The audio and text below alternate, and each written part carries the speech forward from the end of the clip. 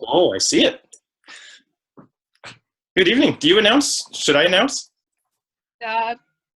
Well, this is Gabriel Kastelle, and he's going to be talking to us about Brothertown Hymnody from Samson Occom to Thomas Commuck. Gabriel?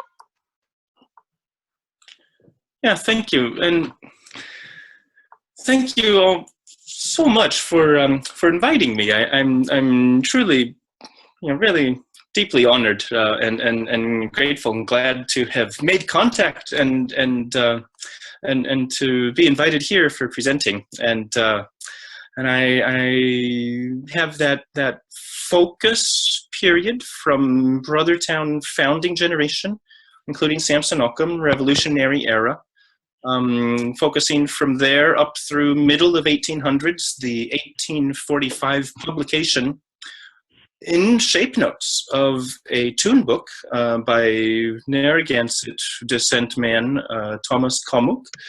And I've got some fancy scattered little known quotations and observations in the years in between, which help to support the idea that in fact there weren't just these two famous guys and nothing in between, but in fact really a deep and widespread community practice of singing and of singing English language Christian hymnody, and that this was really a tool that the Brothertown Indians took with them on the road because it was easily portable and useful for traveling and cohering as a community. And these are some of the main themes that I hope to flesh out and make clear.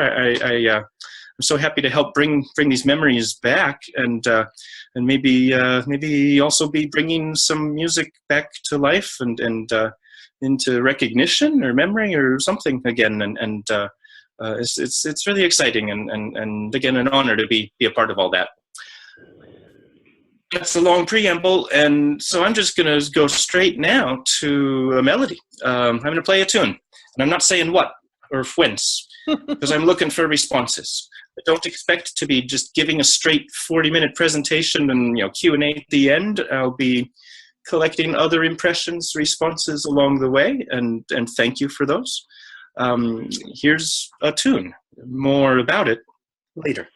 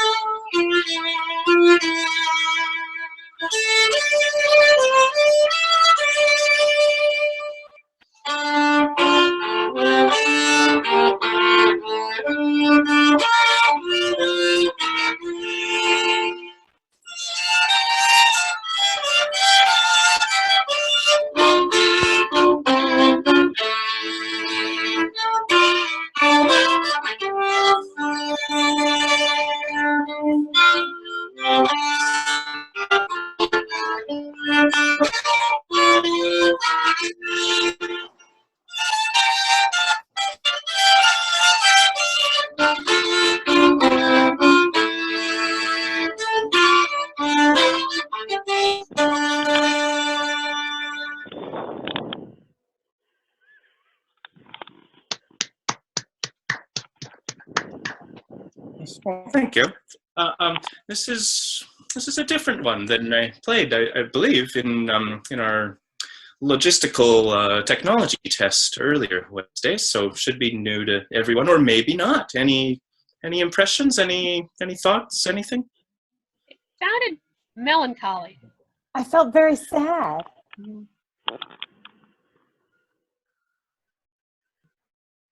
It sounded a little bit to me like the Muncie tune that you had played before, but I know it's not. Okay. It seemed along those lines, anyways. Was it Seneca? Yep. Okay. It was not. This tune is from the Thomas Commuck tune book, and it's called Uncas. And of course, this is not the fictional Uncas of James Fenimore Cooper. This is, you know, the real deal, the Mohegan Uncas, and Thomas Commuck knows what's up. This is surely the Uncas to whom he refers, and it introduces just a disambiguation I wish to do in hymnody. I want to talk a bit about some nuts and bolts of hymnody to help going forward here. Even the word hymnody surprises sometimes. I mean the poetry, which are hymns, are poems. They're metrical verse poems. The many verses made or intended for singing, be, you know, used for personal devotion, be read, but most often, most characteristic use is for singing. Well, then you need music, and so along with hymns, often then come hymn tunes, and that's the music. These words are used confusingly, interchangeably, and they really shouldn't be. There's a great conflation going on for centuries, and it makes some of this talk and some of the research a challenge. But I will clarify. For example,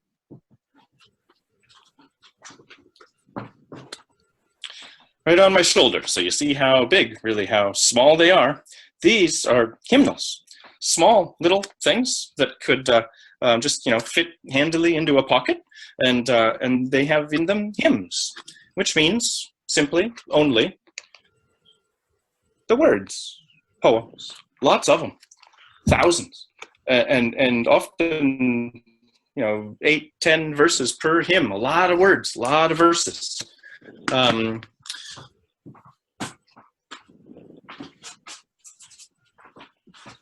These are tune books.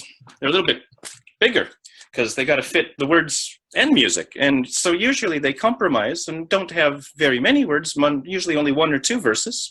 It's expected that you have a hymnal handy or a good memory and can sing as many verses as you like, but usually only 1 or 2 published in these things. Just to make a true statement, in this hand is the 1991 edition of the Denson Sacred Harp. This is a shape note tune book, so it opens kind of sideways, oblong, and the note heads, anywhere I open, the note heads have different shapes: triangles, rectangles, diamonds, circles. And they help singers. They stand for solfege syllables like do, re, mi, fa, sol, la, ti, do. Those are solfege syllables, tell you where you are in the scale. And you don't have to read all the music. You can just read the shapes. If you've learned the shapes, don't need to know key signatures, don't need to know letter names on a staff. The shapes can help you know where you are in singing and can sing. And that's the format that was used by Thomas Commuck to publish his Indian Melodies in 1845. Thomas Commuck wrote music. He published a tune book. And this is a facsimile of it. Shiny cover. Title page inside. Same as the cover. Indian Melodies. And he proudly announces, Thomas Commuck, a Narragansett Indian. And then there's this funny thing. Harmonized by Thomas Hastings. It's very funny to a guy like me who knows something about the shape note. Thomas Hastings was a sort of an enemy of the shape note music style. Shape note singing is an American roots tradition that has been going on since, again, about Revolutionary era, and is an unbroken, continuous tradition still popular today with a small subculture group, but a group that is growing both nationally and internationally. And this 1991 edition Denson Sacred Harp is the most popular of those that are in practice singing today still, and is spreading the most. There's a competing Cooper book, and there's a couple other books out, but you know, this is a good benchmark for reference, and the easiest thing to find in a neighborhood near you. Go to fasolaw.org, F-A-S-O-L-A, fasolaw.org. Find the singings tab, scrolling down the left, and find a local singing, go there. And you can learn this stuff and be able to sing Commuck yourself straight out of the page if you learn a bit of shape note. It's happening near you.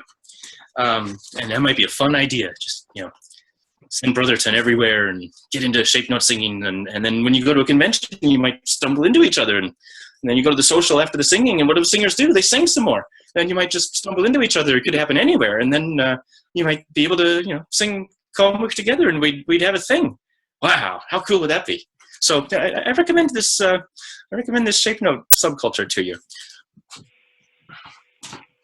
So maybe the Indian tradition was more oral. It didn't seem to have written music or published music until 1845. But we have testimony of many writings and many observers to Indian singing in between. And Samson Occom was a very busy singing guy. He hosted singings at his house regularly. Joseph Johnson, Mohegan, his nephew, between the two of them, they're the major architects of the Brothertown immigration plan from southern New England, and really helped make it go with all the different groups from east end of Long Island, the Montauk and Narragansett, Niantic, Mohegan, Pequot, Tunxus Indians in Farmington area in Connecticut, where Joseph Johnson was teaching. Some other scattered others also after the war were joined or had nearby neighbors, and some mixing with another Algonquin language culture group, the Stockbridge Mohican. And they were all together or right nearby each other on Oneida lands, which were given them in New York. And then the record goes kind of quiet from 1780s or so, when settlement's really getting busy there, until seemingly out of nowhere this Commuck tune book appears. So I'm going to fill in some of those gaps. But that's been a lot of talking, and I'm just going to play another tune just for the sake of getting some tunes played. How about Brothertown? Popular word. It's also from Commuck. And I should say, the tune book is for 4-part choir, kind of, or 6-part if you're doubling octaves, as is common in shape note tradition, for the main melody, which is written and given primarily to tenor, high male voices. It's expected to be a mixture also with high women voices, and there's a treble harmony, not called soprano, because it's a high harmony line which is intended for also a mixture of high men and women voices. So those high voice parts are expected to be mixture. Altos are just altos, women, basses are just basses, men, typically. And I'm not playing 4 parts, I'm playing the main melody, and then I'm playing harmonized. These are my arrangements for violin, but I'm pretty meticulous to follow my sources, and we have the written source Commuck, except with Hastings, who may have changed things. The shape note tradition, the New England singing school tradition, which I believe Commuck and the Brothertown Indians are both a part of and an important root of, and I'm working to kind of prove that a little more also. I think the Brothertown Indian singing tradition and legacy really is a legacy already inherited by all the other shape note singers of the world, and rather unacknowledgedly. I think there's more there than most have realized. This shape note tradition is not quite like the rest of kind of Western concert music, European style, sometimes called scientific. Hastings was a scientific guy. Scientific music, slick European style voice leading and music theory, and it's with the music jargon word, very up-to-date tonality. Shape note singing, not so much tonality. Yes, basically tonal context, but more influence, more often from modal logics, different character, modal melody. Maybe the melancholy of Uncas is from, that was definitely a minor mode melody. It was very minor and lyrical. So it wasn't, aggressive or strong or rousing or dance-like. It was a lyrical minor mode tune of shape note tradition, maybe Indian origin. Nothing like it anywhere else. Nothing like that in shape note music. It seems to me very distinctive to Commuck. And to modal thinking, not something of tonality, not something of Hastings. So I find it very interesting tune. It has, when I first found it, oh, it reminded me of some things. I thought, well, here I am getting all personal with y'all and your histories. Let me start out with a tune that gets kind of personal with me. Fair is fair. And maybe we get to stories about that kind of connection later. But I want to stick with my focus, Brothertown. I have a habit of running out of time. So, maybe Q&A later if someone's curious. What was so personal about that, Gabriel? If we find a minute, I can explain. But now, more music. You see how that happens? Talk. More music, Brothertown, which is a little more tonal than a lot in Commuck, which already brings up a point I want to make, that Commuck, part of what I love about him was so cool about Thomas Commuck. He has so many styles. He's so effective at a variety of moods and styles. That's cool. Good writing, good music. Brothertown.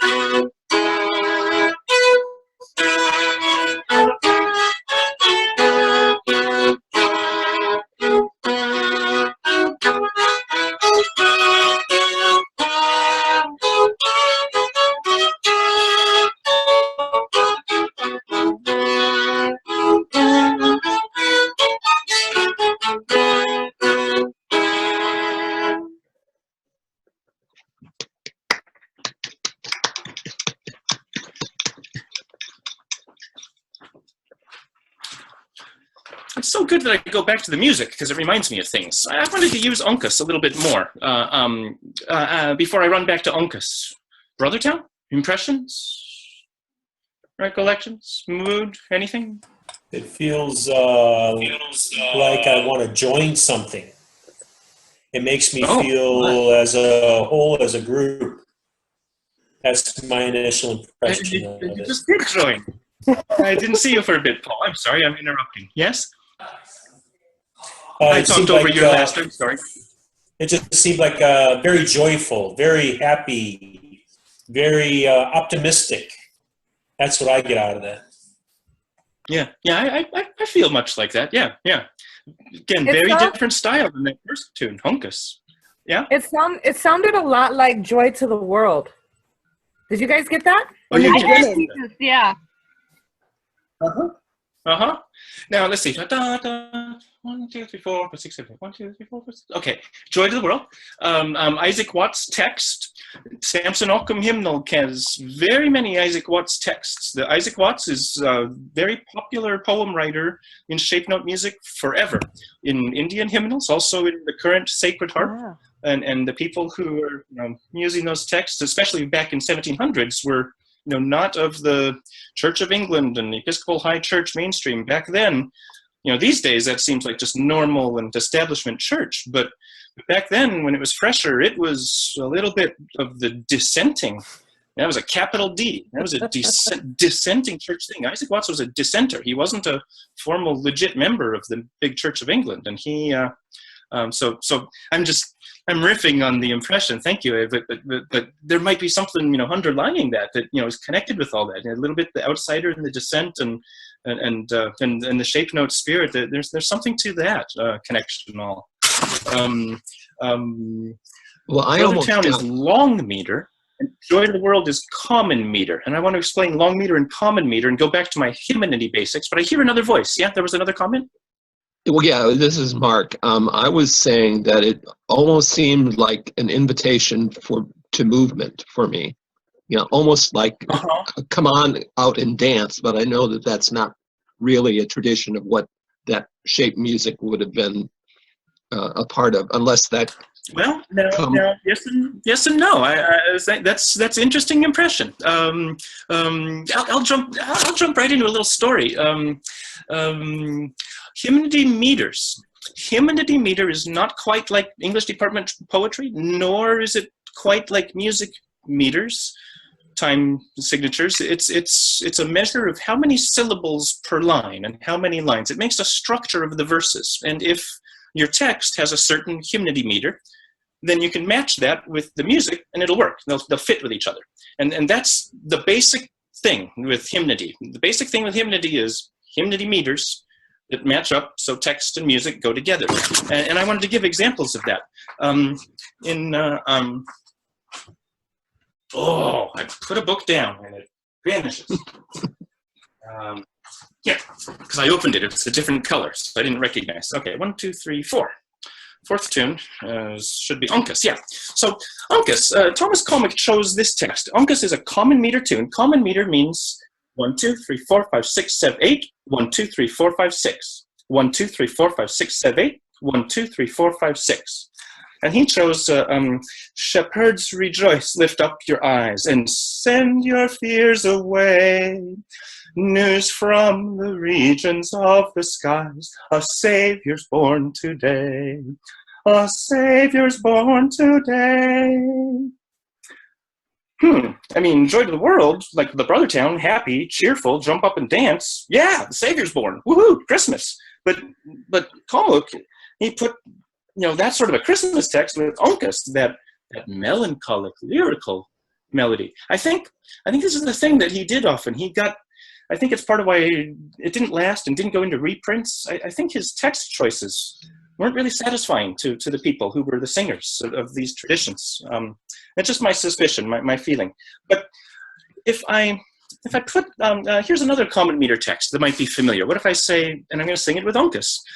Amazing grace, how sweet the sound that saved a wretch like me. I once was lost, but now am found, was blind, but now I see. Wait, the music isn't over? Why did I stop? Well, because Thomas Commuck, he makes a phrase repeat.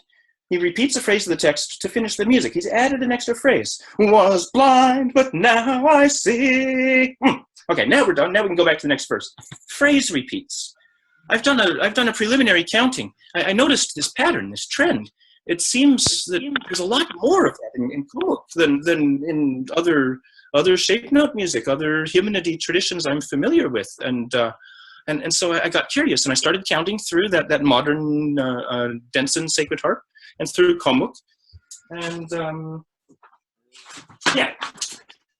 Found something quickly. This is handy. And I have just an early tentative summary. I haven't completed these tallies or what, but in an otherwise plain tune, a plain tune is just, the music just goes straight through, and that's the music for a verse, done, next verse. There's no chorus, there's no prose, there's no anthem, there's no revival, jumping, hellfire and brimstone kind of extra musical forms and phrase repeats that are easy to memorize, so they're good for camp meetings and revivals. A lot of that goes into the shape note books, that style. None of that, just simple, old-fashioned, old-school psalm paraphrase or hymn text once through, end of verse, next verse. That's a plain tune. The music that is that way is called a plain tune.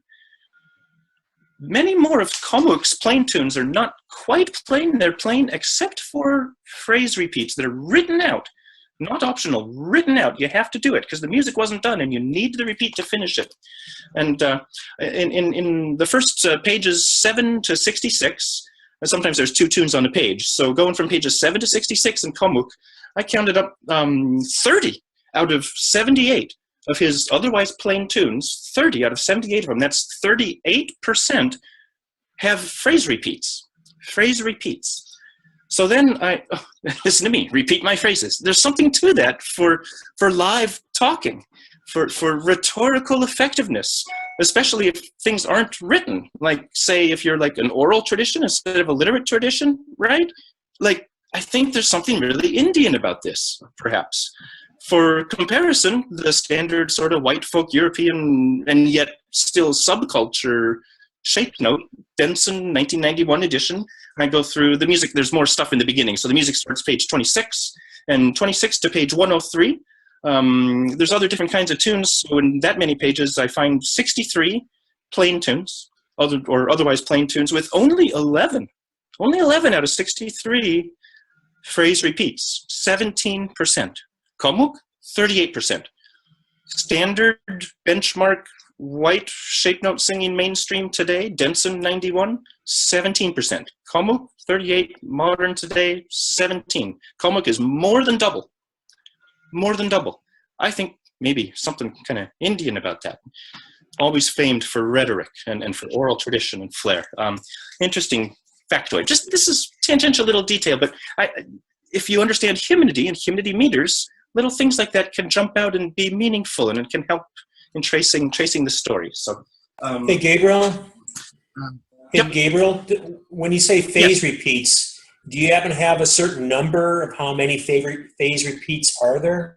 Is there a certain average? Well, that's what these numbers were about. I tried to develop that to be able to see if there was something unusual in Commuck, and I think Commuck is more than double of an average. In Commuck, pages 7 to 66, his book goes twice that long. But in the 78 plain tunes, I find 38%. In today's modern Sacred Harp Denson book, from pages 26 to 103, there's 63 kind of plain tunes and only 11 phrase repeats there, 17%. So I think Commuck has more than doubled kind of the standard shape note average. In those songs, have you taken a look at like one song and see how many times those phrases are repeated though, per song? Well, it's in if there's a repeat written out in the music, then it'll be repeated every time you sing a verse, and so it just depends how many verses you choose to sing. Okay. Every verse you have to repeat the certain phrase to make it work, because the music is written out with this extra repeat. A phrase is a word both in music and in text. So I'm looking, since Commuck wrote a tune book, I'm looking at when all this phrase repeat that I'm talking about musical phrases. I wasn't clear about that probably. So these are musical phrase repeats that are written out, and therefore every single verse you actually sing of the text, which is the hymn, if the hymn tune has the repeat written out, you are obliged. It's obligatory. You don't have a choice. You have to sing that extra phrase repeat every time you sing a new verse just to finish the music, or else the music didn't finish. Does that clarify? Yes, it does. Thank you. But Paul, yep. Thank you. May I ask a question too really quick, Gabriel? Yes. Paul, is that significant to our honor songs? Is there repeating verses like that with our honor songs? Yeah, because we have the 4 directions, and then with honor beats, it's 4 directions and 1 for the person. And I'm thinking with our drumming, there's pretty much like four verses and 4 phrases. I mean, you always repeat it. That's part of the honor songs. It's a repeating.